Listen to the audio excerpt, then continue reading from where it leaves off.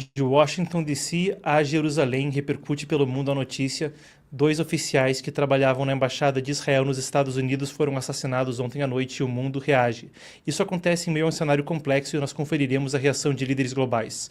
Enquanto isso, o debate sobre Gaza segue.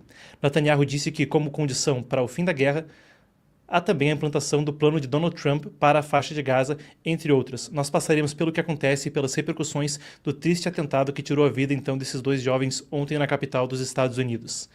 Enquanto isso, um relatório na França fala a respeito da Irmandade Muçulmana no país. Ele, que tem um grande impacto na política não só da França, mas de toda a Europa, foi vazado para veículos de imprensa. Ele não deve ser integralmente disponibilizado ao público, mas deve sair, pelo menos a maior parte dele, até o final da semana. A gente vai entender o que esse relatório diz, como abala o ambiente político da Europa e como isso também repercute com líderes localmente. Ainda falamos sobre infiltração chinesa nas universidades. A Dinamarca agora toma medidas depois de Stanford, nos Estados Unidos, ter feito denúncias a respeito de infiltração do Partido Comunista Chinês por ali. A gente vai entrar a fundo a respeito do assunto. Isso e mais vindo nas nossas coberturas especiais de hoje. Seja muito bem-vindo ao Epoch Times Brasil. Eu sou Marcos Chotkes, editor. Curta, comente, compartilhe e se inscreva. Cada uma dessas interações permite a gente alcançar mais pessoas. A gente já chega nessas coberturas especiais. Começamos antes com as nossas manchetes do Brasil e do mundo, nosso giro de notícias. Vamos lá. A gente fala primeiro a respeito de Donald Trump e a sua One Big Beautiful Bill. Assim é como o presidente americano chama o projeto de lei que condensa a maior parte da sua agenda legislativa. One Big Beautiful Bill. Ou em português, um grande e lindo projeto de lei.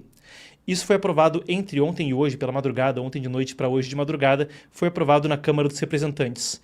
Era até inesperado, foi por uma fina margem, e tem muita polêmica a respeito do assunto. Mesmo por parte de alguns republicanos, foi uma articulação muito difícil e é uma grande vitória para Trump. A imagem que vocês veem ao lado é o que ele postou nas redes sociais, dizendo que essa é, discutivelmente, o pedaço de legislação mais importante que vai ser assinado na história do nosso país.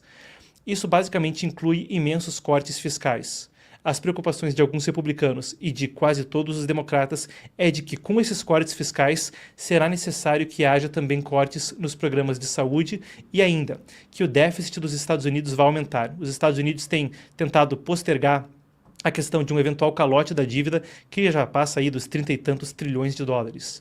E é um desafio para ser equilibrado mesmo pelos republicanos e com o que Trump deve fazer a seguir. Uma medida que sim vem com cortes de impostos e pode beneficiar alguns setores, mas no longo prazo ainda não está claro como Trump irá administrar o possível impacto disso na dívida pública dos Estados Unidos e como certos programas, por exemplo, a questão da saúde, será mantida, e foi uma grande discussão, mesmo quando Trump tentava sabatinar Robert Kennedy, que eventualmente assumiu a saúde e os serviços humanos nos Estados Unidos. A gente aguarda os próximos desdobramentos e ainda tem que passar no Senado e chegar até Trump. A meta do presidente dos Estados Unidos é 4 de julho, no aniversário, então, da independência dos Estados Unidos. A gente aguarda os próximos capítulos, uma grande vitória legislativa para Trump. A gente vai daí para falar de China e Filipinas. A gente tem falado a respeito da questão do Mar do Sul da China faz tempo. Essa zona, por onde transita 1/3 do PIB mundial, ali embaixo da China, no Oceano Pacífico, entre o Índico e o Pacífico, é basicamente um ponto de tensão do comércio e da geopolítica global. A China reivindica quase todo esse corpo d'água para si própria, mas o Tribunal de Haia anteriormente já fez julgamentos falando que não é bem assim. Tem ali zona econômica exclusiva de Filipinas, Vietnã, Brunei, vários países da região. As Filipinas têm tido os maiores atritos, talvez, com o Partido Comunista Chinês, e a gente tem novidades nesse sentido. A Guarda Costeira Chinesa disse ter tomado medidas contra 2 navios filipinos ontem, acusando eles de invadir ilegalmente águas próximas aos recifes Subi e Sandy Cay, no disputado Mar do Sul da China. É uma iniciativa, mais uma de muitas tensões já vistas anteriormente. O governo filipino denunciou o uso de canhões de água e manobras perigosas por parte dos chineses que teriam danificado navios, então, das Filipinas. As embarcações realizavam investigações científicas, pesquisas em arquipélagos e em ilhotas da região. É uma tensão crescente quanto ao Mar do Sul da China que a gente segue monitorando aqui no programa. Vindo para a América do Sul, a gente tem que falar sobre a Argentina. Trabalhadores na província da Terra do Fogo, lá no sul da Argentina, fizeram greve contra algumas das medidas de Milei que reduzem impostos sobre produtos eletrônicos importados. Esse é um plano que, aprovado por decreto, prevê zerar tarifas sobre celulares e cortar tributos sobre TVs e ar-condicionados, então reduzindo tributos sobre muitos bens importados. Acontece que a indústria local tem algumas críticas a respeito, eles contam com incentivos fiscais, alertam que essa mudança pode ameaçar empregos. O governador Gustavo Meleja convocou empresários e sindicatos para discutir formas de preservar os postos de trabalho. A decisão do Milei busca baratear os preços ao consumidor, mas tem aí essa reação da indústria local. Agora, falando de economia e da questão econômica global, os ministros das finanças dos países do G7, as principais 7 economias, os principais 7 países, então, em termos de força geopolítica, força econômica do mundo, se reuniram nessa quarta-feira, no dia 22, em um encontro apelando por equilíbrio na economia global. O comunicado alerta para práticas não baseadas em mercado da China e dos Estados Unidos. Também abordaram as tarifas dos Estados Unidos. Houve um esforço para manter um clima amigável, um clima de cooperação, entretanto, tem esse atrito de como lidar com as tarifas. O texto final ainda está em negociação, a gente aguarda para ver o que sai, então, da reunião dos ministros das finanças do G7.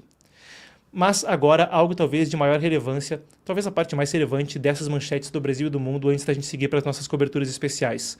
Um relatório que foi divulgado alguns dias atrás e tem repercutido internacionalmente pela seguradora Allianz Trade, seguradora internacional, faz um primeiro estudo a respeito de quais são os impactos das tarifas de Trump.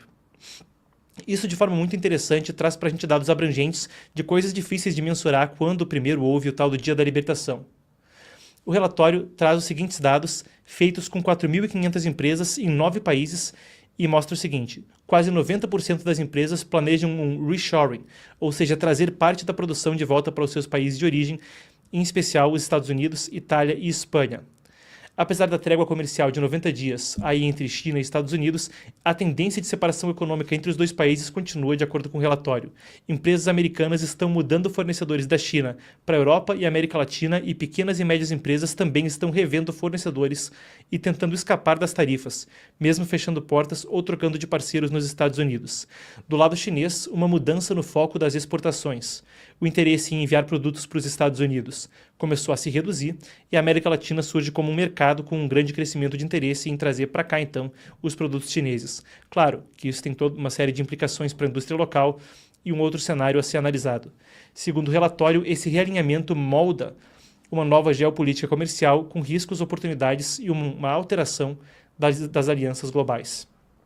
Ainda no Oriente Médio, o premier Benjamin Netanyahu de Israel afirmou que o exército provavelmente matou Mohammad Sinwar. Tinha outro Sinwar, que foi assassinado anteriormente, foi morto anteriormente em meio ao conflito. Esse é o Mohammad Sinwar, um dos principais líderes do Hamas, e essa é nova. Segundo Netanyahu, o ataque ocorreu durante uma ofensiva pesada contra o hospital europeu em Khan Yunis, no sul de Gaza. A gente tem aqui na tela, então, o Sinwar, segundo o Mossad, fugindo de Gaza. Netanyahu disse que a morte dele se soma de outros chefes do grupo, como Yahya Sinwar, de mesmo sobrenome como a gente disse antes, que foi morto em outubro passado. Para Israel, as perdas enfraquecem o alto comando do Hamas, embora ainda não tenham desmantelado a estrutura do grupo terrorista. O Hamas não confirmou oficialmente a morte, então, de Sinwar em meio à ofensiva.